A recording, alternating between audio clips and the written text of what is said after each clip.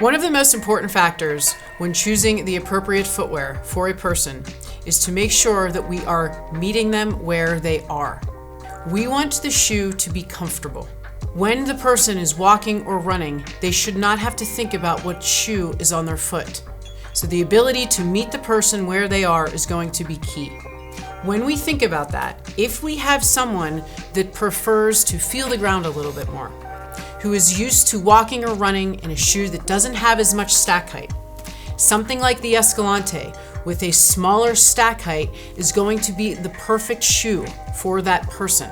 On the other hand, if we have someone who has been running or walking in a higher stack height shoe, where they're used to more cushion, then we want to consider something that's going to match them, like the Ultra Olympus.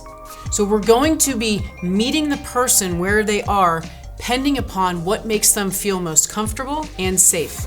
So along those same lines, really what we want to do is create basically a custom recommendation for the foot that's in front of you, because some feet are going to have a more narrow shape, and that's where something like a more standard last is going to be a better fit, versus someone who has a wider foot might need to be in a shoe that's on the original last that offers a little bit more width.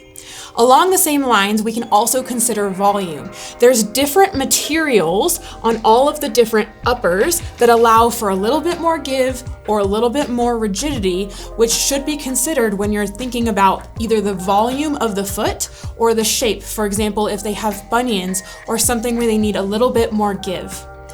And then we also want to look at the heel counter fit, because the heel counter can be made of a little bit more stiff material, or it can be a little bit more pliable, which can also determine how they feel and whether they feel like their heel is slipping in and out of the shoe.